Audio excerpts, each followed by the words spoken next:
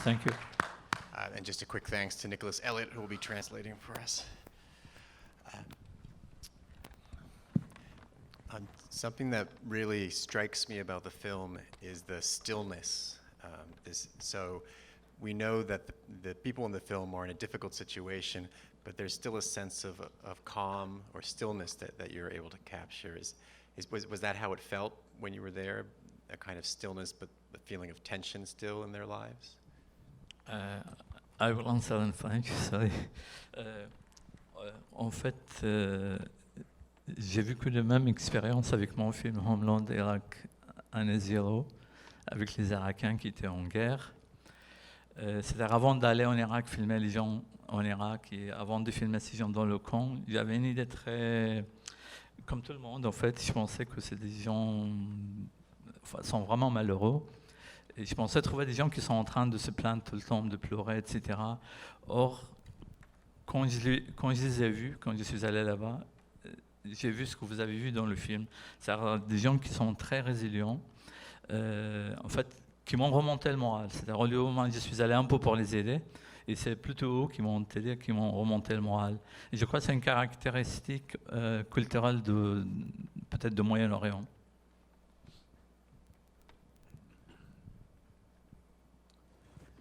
Actually, I experienced the same thing when I made my film Homeland, Iraq, Year Zero, which is a film about Iraqis during the war.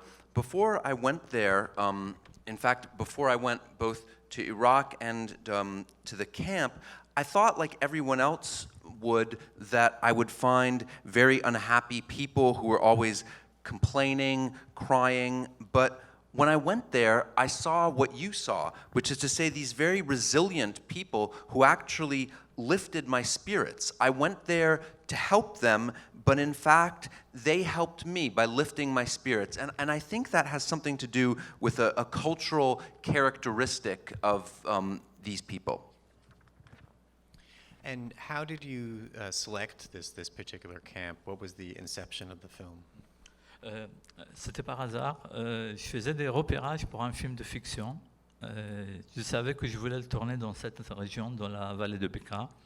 Et pendant 3 jours, je passais en voiture, comme toutes les voitures qu'on voit dans le film, des voitures qui passent très vite. Et je voyais ces tentes, il faisait très froid, et il pleuvait.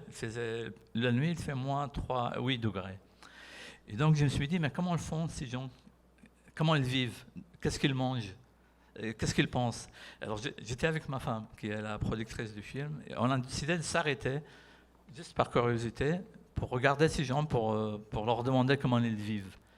Et quand je les ai vus, comme vous les avez vus, je me suis dit, voilà, j'ai oublié mon film de fiction, et j'ai décidé de faire le film sur eux. It was by chance. I was doing a location scout for a fiction film that was going to be shot in the area that you see in this film in the Beqaa Valley, and I was in a car, just like the cars you see in the film, going by the camp very quickly, and it was very cold in the camp. I was going by at night. It was about 8 degrees Celsius, and I was wondering as I went by, what do these people do? How do they live? What do they think? What do they eat? I was with my wife, who's the producer of my film, and we decided to stop and see how these people live. And when I saw them, I forgot all about the fiction film, and I decided to make this film.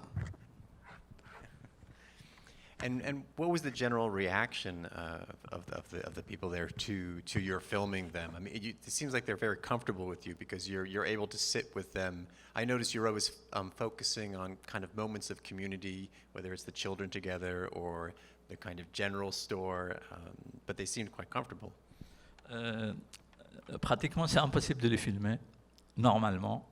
C'est un étranger qui va là-bas. Il se méfie des journalistes, des techniciens, parce qu'ils ont l'habitude, il y a des gens qui viennent, des techniciens de la télévision, ils viennent 1 heure, ils filment, ils s'en vont. Donc ils n'ont pas confiance en ces gens-là, ils ne se confient pas, ils ne laissent pas filmer les femmes, ils ne les laissent pas filmer à l'intérieur de tentes. Mais on a réussi à gagner leur confiance parce qu'on a vécu avec eux. Pendant 1 mois, on a vécu avec eux, ma femme et moi. On n'était pas des techniciens pour eux, on n'était pas des réalisateurs, pas des journalistes, on était un couple qui a de l'empathie pour eux, on a vécu avec eux, et même pire qu'eux. Ça, quand il pleuvait, eux, ils étaient dans les tentes, mais nous, on était souvent dehors, dans la bourse, on était mouillés. Donc, ils ont compris qu'on était là pas pour se moquer d'eux, pour donner une image négative d'eux. On a gagné leur confiance, on est devenus membres de la famille. Vraiment, quand on est dans l'attente, ils nous oublient parce on fait partie de la famille. Et on les a aidés, avant même de faire le film, on les a aidés. On a fait une cagnotte sur Facebook, par exemple, pour leur... on a habillé tous les enfants de quoi. D'ailleurs, ça a créé un problème, pardon, parce que dans le film, quand je vois le film, maintenant, je l'ai vu la première fois là, maintenant, sur grand écran avec vous, je vois les enfants sont habillés, des fois avec des vestes d'hiver que nous, ma femme et moi, on leur a offert ça. Et au moment de le faire, je me suis dit, est-ce que c'est bien pour le film? Parce qu'il faut peut-être les montrer tels qu'ils étaient, sans veste, parce qu'en plein hiver, ils étaient en chemise, par exemple, ou sans chaussures. Mais en même temps, je me suis dit, on ne va pas les filmer comme ça, il faut les habiller d'abord. Donc voilà, il y avait des choix de ce genre à faire. Sorry.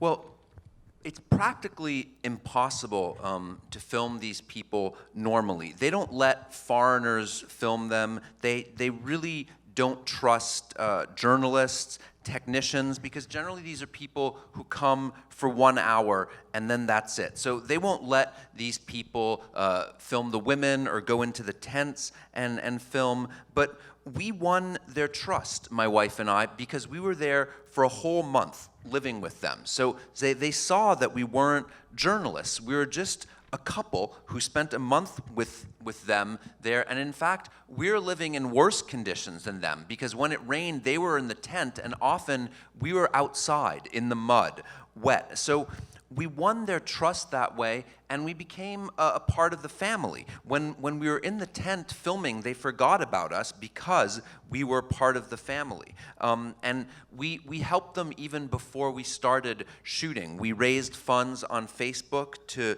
buy clothing for the kids. So in fact, we clothed all the kids in the camp. And that actually kind of raised an issue for me, because now I just saw the film for the first time on the big screen with you, and I noticed that, you know, we see the kids are all wearing winter jackets, which are jackets that my wife and I bought for them. And I did wonder at the time, you know, is this good for the film? Should we show how they really are living? But I said, no, we need to dress them first. We need to get them shoes and jackets. So these were the kind of choices that we needed to make.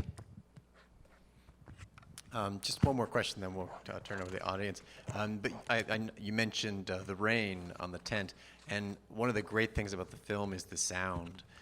You know, at any given time, you're aware that they're living in tents because you hear the sound of rain. It's not the sound of rain on a roof; it's the sound of rain on a tent. Could you talk about the sound design, and were you also like radio miking individual people so you could hear their conversations? Oui, yes. En fait, le seul luxe sur le film, c'était d'avoir 5 micros. Et en fait, moi j'étais à la caméra, je filmais, et c'est ma femme qui prenait le son. Ma femme, elle est artiste peintre, elle n'a jamais travaillé dans le cinéma. Elle a travaillé avec moi sur mon précédent film Yara, qui a été présenté ici l'année dernière. Et donc sur ce film, elle était le chauffeur. Elle était la productrice exécutive et la preneuse de son. Je lui ai appris en fait. Parce que moi j'étais à la caméra. Et donc on avait 5 micros. Des fois il y en a un qui ne marchait pas. Mais bon, sur les 5, on avait toujours au moins 3 micros qui marchaient. Ce qui nous a permis d'avoir le matériel pour faire le mixage ensuite.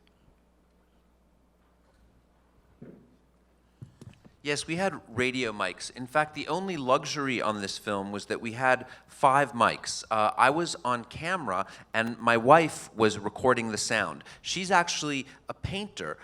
She worked with me on my previous film, Homeland, Iraq, which was... Yala, pardon, which was here last year. And on this film, she was the driver, the executive producer, and she recorded sound. And I taught her how to do that. So we had 5 mics. Sometimes some of them wouldn't work, but we always had at least 3 mics running, which allowed us a lot of choice when we got to the mix. Let's Get a question from the audience here on the right. If you can just wait till we get the mic to you, please. Yara, wonderful film we showed in Film Comment Selects in February. I don't know, maybe some of you saw it. Thank you for the movie. Question for you. In your encounter, have any of these refugees complained about the regime? We didn't see anybody complaining. They complained their houses were destroyed and they're bombed, but they never complained about the regime. Was that? Oui, c'est une bonne question. En fait, pour qu'ils parlent politique, il faut leur poser la question.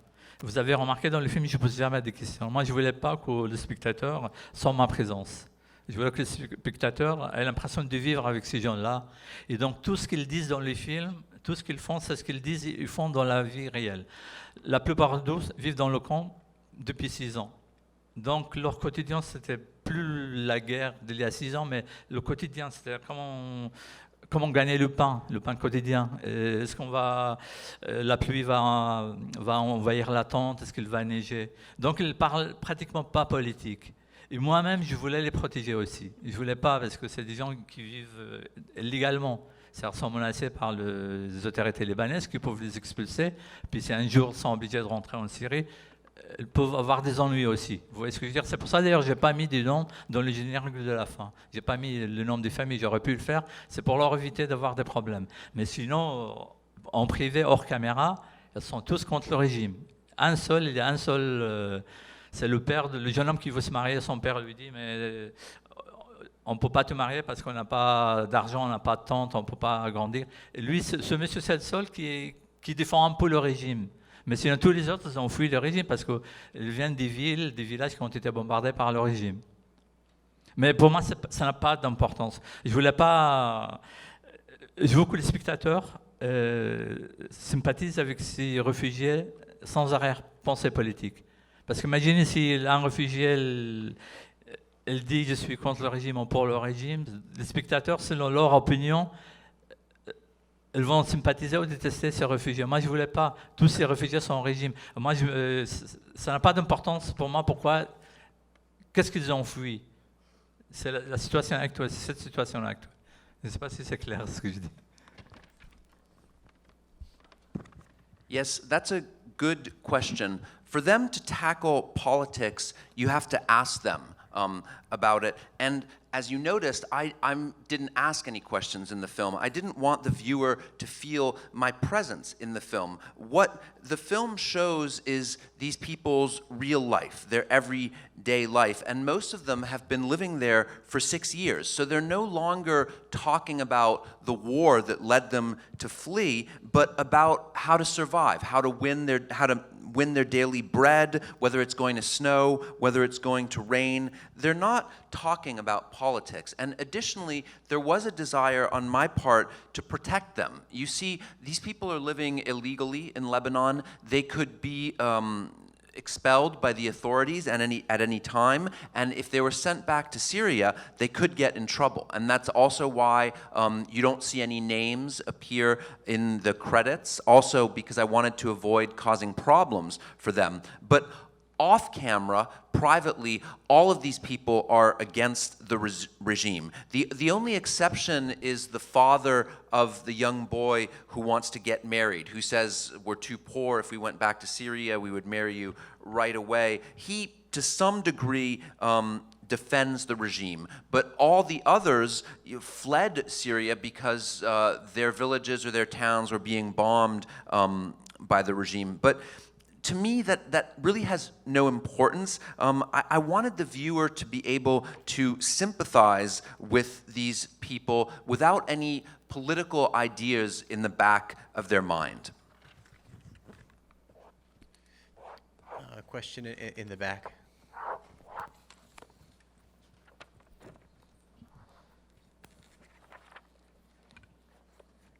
Thank you for the documentary. One question about the kids. I think that you spent a lot of time with them and the camera spends a lot of time with them. One question was that, were you surprised by how, I guess, resilient and, I think the media depicts Syrian refugees in some way that might be completely different from what we saw. And these kids, given the conditions, seems to live a fairly happy, I mean, like they seem pretty happy. Was that something that surprised you? And can you maybe speak also a little bit on your decision to spend so much time with them? Non, ça ne m'a pas surpris parce que j'ai vécu exactement la même chose quand j'ai tourné mon film Homeland, Iraqi-born. Je ne sais pas si quelqu'un ici l'a vu.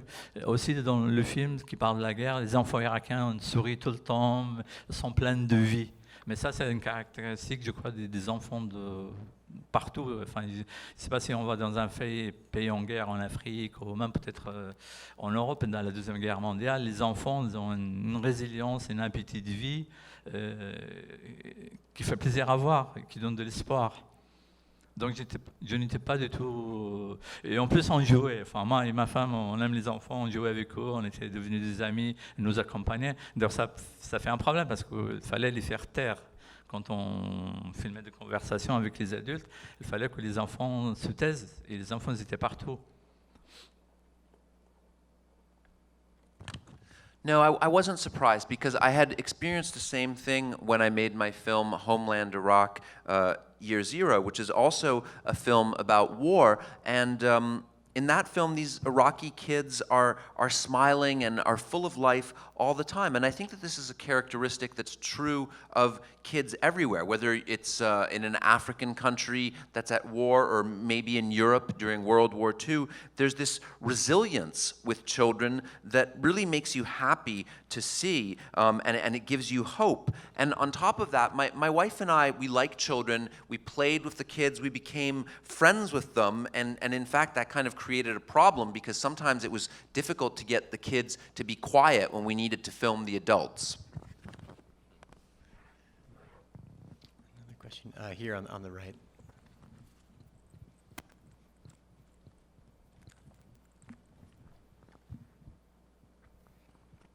Thank you for the great film. I have two questions. One is very simple. How did you communicate with the people there? Do you speak Arabic? That's one question. The other one is, I don't remember the name of the Lebanese guy, the only Lebanese guy we see in the film. What does he think of the situation? Where is he coming from? I mean, like, you don't have detailed explanation of who he was. So I wonder, where he stands and what he thinks of their situation and what his job is. Si j'ai bien compris, je parle quelle langue avec les réfugiés et puis voilà, Quelle est la position de shawish et libanais. par Oui. rapport à leur situation? Oui. Alors je parlais l'arabe. Moi je suis irakien, donc je parle le dialecte irakien ou son syrien et libanais. C'est des dialectes différents, mais on se comprend, donc c'est pas un problème. Mais d'ailleurs ça a aidé. Je crois que si je n'étais pas arabe, si je parlais pas l'arabe, le film ne serait pas possible, en tout cas pas dans cet état-là. Si je ne suis pas un réalisateur américain ou français, n'aurait pas pu obtenir la même intimité avec les gens. Donc la langue, ça, c'est important. Ouais.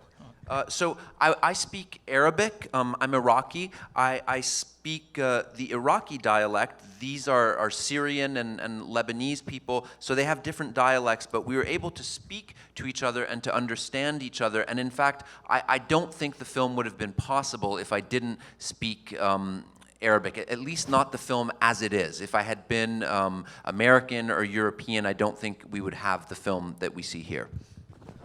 La deuxième question, c'est le shawish. Qu'est-ce qu'il pensait de la situation? Ouais.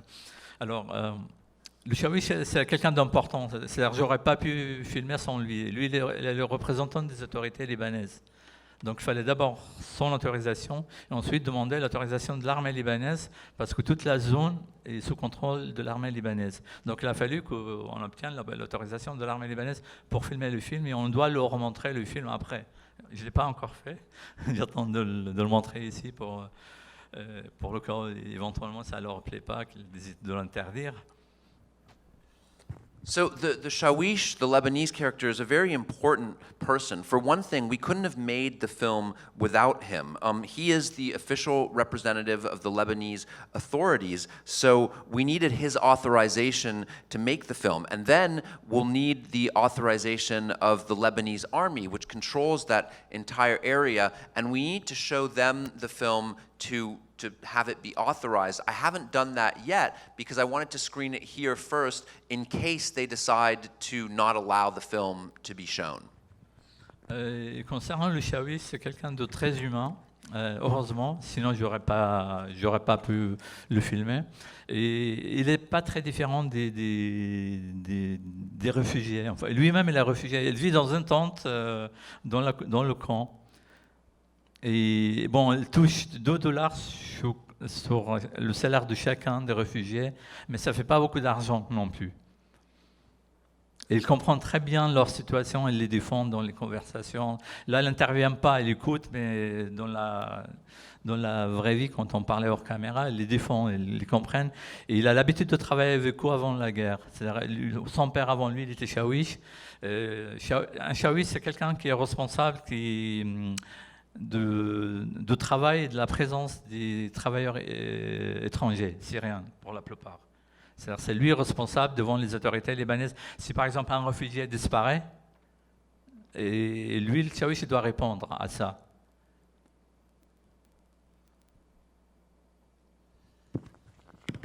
Happily, the shawish is a very humane person. I wouldn't have been able to make the film if he wasn't. And he's not really very different from the refugees. You know, he lives in a tent in the camp. Now, he does make $2 per salary for every one of these refugees, but that's not very much money. And he understands their situation, he champions them. In the film, he doesn't speak much, he's listening more, but when I would talk to him off camera, he's very much someone who's defending and championing them. He had worked with them before the war, with Syrian immigrants to Lebanon. He had worked with them before, and his father was a shawish before him. Now, a shawish is someone who's responsible for foreign workers in Lebanon, generally Syrian people. So, for instance, he's responsible to the authorities for them. If one of them disappears, he has to answer to the authorities for that. Okay, I think we have time for one more question. Just maybe new face in the center there, yeah.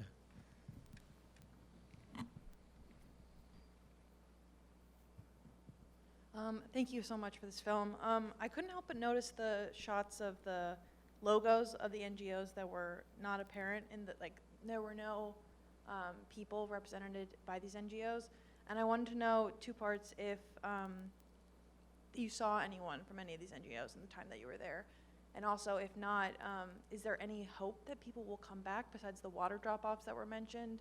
And is there any, are there like, I know people were thinking that they want to go back to Syria eventually.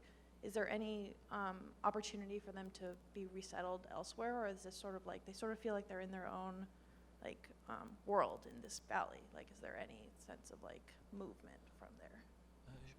Alors, on voit les logos des ONG, mais on ne voit personne des ONG. Donc, est-ce que vous avez croisé des gens des ONG? Et si ce n'est pas le cas, est-ce qu'il y a espoir que les ONG deviendront plus présentes à nouveau, par exemple, qu'elles recommenceront à apporter de l'eau 2 fois par semaine?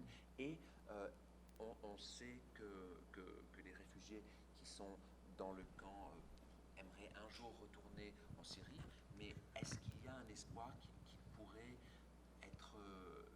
aller ailleurs que ce camp, parce qu'on sent dans le film qu'ils sont vraiment dans un espèce de monde à part. Est-ce qu'il y a un espoir qu'ils puissent aller ailleurs? Alors, pendant un mois où j'étais là, j'ai vu une seule fois une voiture d'une ONG qui est arrivée. Il y avait 2 personnes, 2 gens très propres sur eux. Il y en a un qui est resté dans la voiture, elle n'est pas descendue. Il y en a un seul qui est descendu. 3 mois avant, cette ONG a donné $100 à chaque famille. Et donc, ils sont venus juste pour savoir ce qu'ils ont fait de $100. Donc, lui, il avait un carnet. Il va d'une tente à l'autre. Qu'est-ce que vous avez fait de cette tente? On a acheté du tissu pour la tente. Voilà la seule présence des ONG auxquelles j'ai assisté. So during the 1 month that I was there, I saw one car from an NGO, and these were two very neat and tidy young people who came. One stayed in the car, the other one got out. 3 months earlier, this NGO had given each person in the camp $100. Pardon? Chaque famille. Sorry. 3 months before, this NGO had given each family in the camp $100, and now they had simply come back to see what the families had done with the money. So this person was going from tent to tent asking what had been done with the money, and they would say, well, we bought some canvas for the tent, and so on.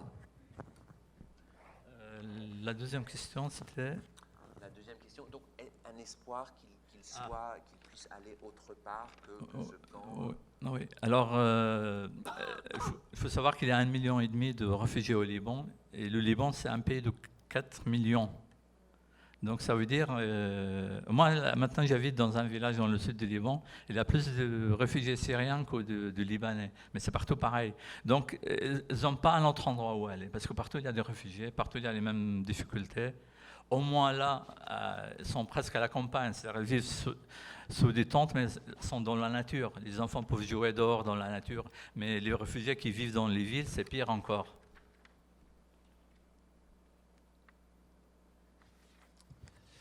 So you need to realize that there are 1.5 million refugees in Lebanon, and Lebanon is a country whose population is 4 million.